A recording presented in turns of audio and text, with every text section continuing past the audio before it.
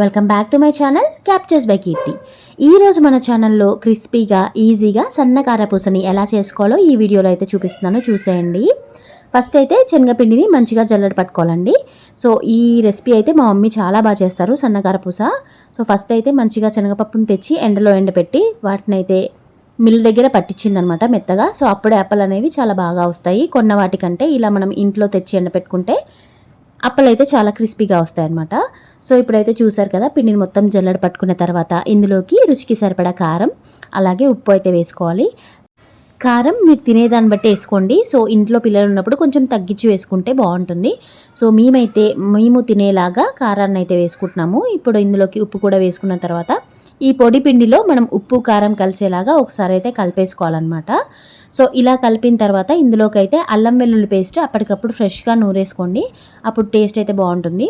So ఇప్పుడు అల్లం వెల్లుల్లి పేస్ట్ని ఒక టీ వడపోసే జాలిలో అయితే అది వేసేసి వాటర్ పోసేసి అందులో ఉన్న జ్యూస్ని మనం స్ట్రెయిన్ చేయాలి. ఇలా ఒక 2-3 టైమ్స్ అయితే చేయాలండి. సో అప్పుడు అందులో ఉన్న జ్యూస్ మొత్తం వచ్చేస్తుంది. మనం చేసుకునేది సన్న కారపూస కాబట్టి దాంట్లో అనేవి ఆ సన్న కారపూసకి హోల్స్ అనేవి చిన్నగా ఉంటాయి కాబట్టి అది పోసే మిషన్కి మనం అల్లం వెల్లుల్లి పేస్ట్ అనేది ఇలా వేసుకోవాలన్నమాట. సో ఇప్పుడైతే ఇంకా తగినంత వాటర్ వేసుకొని చిన్న చిన్నగా పిండిని అయితే కలుపుకోవాలి. వాటర్ అనేది మనం ఒకేసారి వేసుకోకూడదండి, ఎందుకంటే పిండి అనేది జోరుగా అయిపోతుంది, ఆయిల్ పీచేస్తాయి అన్నమాట అప్పలైతే. సో ఇప్పుడైతే పిండి అంతా కలిసేలాగా కొంచెం కొంచెంగా వాటర్ వేసుకొని మంచిగా కలుపుకోవాలన్నమాట. పండగంటేనే పిండి వంటలు కాబట్టి మేమైతే ఇంట్లో పిండి వంటలు అయితే స్టార్ట్ చేసాము. మరి మీరు కూడా స్టార్ట్ చేశారా లేదో నాకు కమెంట్ బాక్స్లో కమెంట్ చేయండి. సో మేము మా ఇంట్లో ఏమేమి పిండి వంటలు చేసామో నేనైతే మ్యాక్సిమం వీడియోస్ తీసి మీకైతే క్లియర్గా ఎక్స్ప్లెయిన్ చేయడానికి ట్రై చేస్తాను.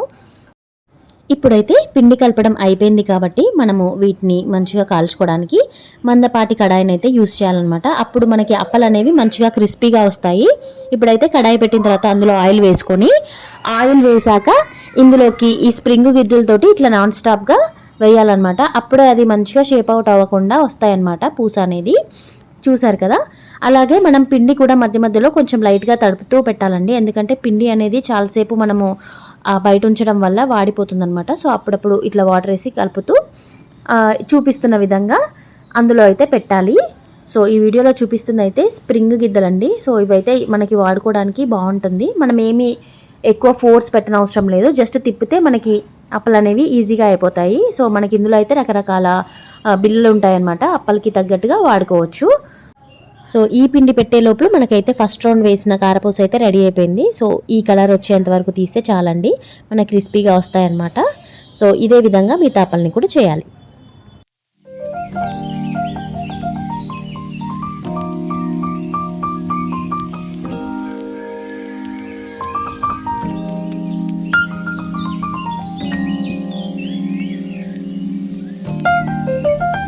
చూసారు కదండి, వీడియో అయితే ఇంట్లోనే ఎలాంటి హడావిడి లేకుండా ఈజీగా సన్నకారపూస ఎలా చేసుకోవాలో.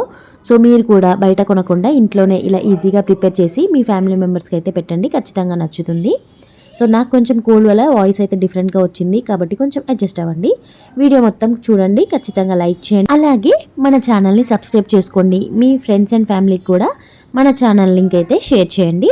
సో మీరు సపోర్ట్ చేయడం వల్లే నాకు కూడా ముందు వీడియోస్ పెట్టడానికి అయితే ఇంట్రెస్ట్ ఉంటుంది. నెక్స్ట్ వీడియోలో మళ్ళీ కలుద్దాం. అంతవరకు బాయ్ బాయ్.